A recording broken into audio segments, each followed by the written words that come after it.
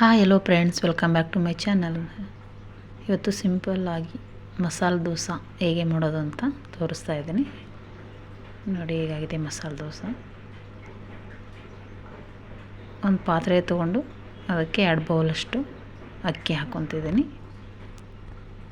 ನೋಡಿ, ಈ ಥರ ಅಕ್ಕಿ ಹಾಕೊಂಡು ನೆಕ್ಸ್ಟ್ ಇದಕ್ಕೆ 1 ಬೌಲಷ್ಟು ಉದ್ದಿನಬೇಳೆ, ಒಂದು ಸ್ವಲ್ಪ ಮೆಂತ್ಯ, ಸ್ವಲ್ಪ ತೊಗರಿಬೇಳೆ. ಮೆಂತ್ಯ ಹಾಕೋದ್ರಿಂದ ಕಲರ್ ಬರುತ್ತೆ.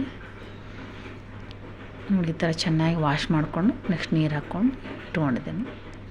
ನೆಕ್ಸ್ಟ್ ಇನ್ನೊಂದು ಪಾತ್ರೆ ತೊಗೊಂಡು 1 ಬೌಲಷ್ಟು ಅವಲಕ್ಕಿ ಹಾಕ್ಕೊತಿದ್ದೀನಿ. 1.5 ಬೌಲಷ್ಟು ಅವಲಕ್ಕಿ ಹಾಕ್ಕೊಂಡು ಅದನ್ನು ಅದೇ ಥರ ಸೇಮ್ ವಾಶ್ ಮಾಡಿಕೊಂಡು ನೀರು ಹಾಕಿಬಿಟ್ಟು 8 ಅವರ್ ಬಿಡಬೇಕು ಇದನ್ನು. ನೋಡಿ, ಈ ಥರ ಆಗಿದೆ. ನಾನು 8 ಅವರ್ ಬಿಟ್ಟಿದ್ದೆ. ಈಗ ರುಬ್ಕೊಳ್ಳೋಣ ಇದನ್ನು. ಅವಲಕ್ಕಿನ ನೋಡಿ, ಈ ಥರ ಸ್ಮೂತಾಗಿದೆ. ಈ ಥರ ತೊಳ್ಕೊಂಡು ನೆಕ್ಸ್ಟ್ ಒಂದು ಮಿಕ್ಸಿ ಜಾರ್ ತೊಗೊಳ್ಳಿ. ಜಾರಿಗೆ ಈ ಥರ ಸ್ವಲ್ಪ ಅಕ್ಕಿ ನೆನೆ ಹಾಕ್ಕೊಂಡಿರ್ತೀವಲ್ಲ ಅದನ್ನೆಲ್ಲ ಹಾಕ್ಕೊಂಡು ನೆಕ್ಸ್ಟು ಅವಲಕ್ಕಿ ಹಾಕ್ಕೊಳ್ಳಿ. ಈ ಥರ ಜಾರಿಗೆ ಹಾಕ್ಕೊಂಡು ಇದನ್ನು ಸ್ವಲ್ಪ ನೀರು ಹಾಕ್ಕೊಂಡು ನುಣ್ಣಗೆ ರುಬ್ಬಬೇಕಿದ್ದೀನಿ.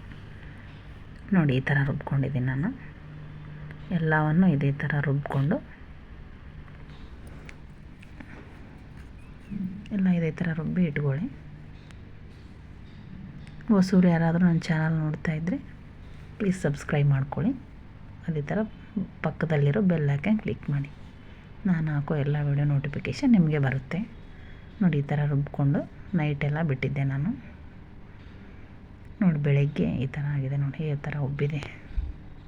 ಈ ಥರ ಉಬ್ಬಿದ್ರೆ ದೋಸೆ ಮಾತ್ರ ಸಾಫ್ಟಾಗಿ ಬರುತ್ತೆ, ಗರಿ ಗರಿ ಆಗಿರುತ್ತೆ.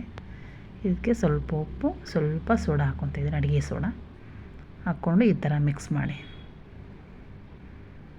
ಈ ಥರ ಎಲ್ಲ ಕಡೆ ಆಗೋದ್ರೆ ಈ ಥರ ಮಿಕ್ಸ್ ಮಾಡಿಕೊಂಡು ನೆಕ್ಸ್ಟ್ ಸ್ಟವ್ ಆನ್ ಮಾಡಿಬಿಟ್ಟು ಸ್ಟವ್ ಮೇಲೆ ದೋಸೆ ತವ ಇಟ್ಕೊಂಡು ಅದಕ್ಕೆ ಫಸ್ಟಿಗೆ ಸ್ವಲ್ಪ ಎಣ್ಣೆ ಹಚ್ಚಿ, ಅಂದರೆ ಕೆಳಗಡೆ ಎಲ್ಲ ಹತ್ಕೊಳಲ್ಲ, ಫಸ್ಟಿಗೆ ಅಷ್ಟೇ ಎಣ್ಣೆ ಹಚ್ಚಬೇಕು.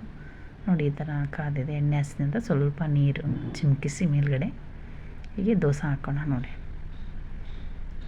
ಈ ಥರ ದೋಸೆ ಹಾಕ್ಕೋಬೇಕು, ಮಸಾಲೆ ದೋಸೆ. ಇದಕ್ಕೆ ಮೇಲ್ಗಡೆ ನೀವು ತುಪ್ಪನಾದರೂ ಹಾಕ್ಬೋದು, ಇಲ್ಲ ಎಣ್ಣೆನಾದರೂ ಹಾಕ್ಬೋದು. ನಾನು ಸ್ವಲ್ಪ ತುಪ್ಪ ಹಾಕ್ತಿದ್ದೀನಿ, 1-2 ಸ್ಪೂನ್ ತುಪ್ಪ ಹಾಕ್ಕೊತಿದ್ದೀನಿ.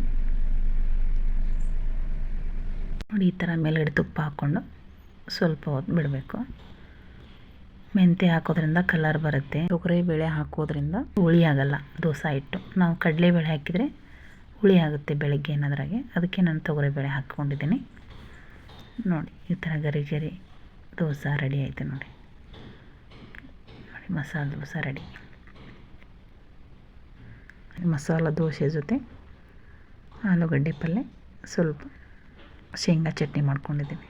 ನೋಡಿ, ಗರಿ ಗರಿಯಾದ ಮಸಾಲೆ ದೋಸೆ ರೆಡಿ. ಇದೇ ಥರ ಸಿಂಪಲ್ ರೆಸಿಪಿಗಾಗಿ ನನ್ನ ಚಾನಲ್ ಸಬ್ಸ್ಕ್ರೈಬ್ ಮಾಡ್ಕೊಳ್ಳಿ. Thank you for watching.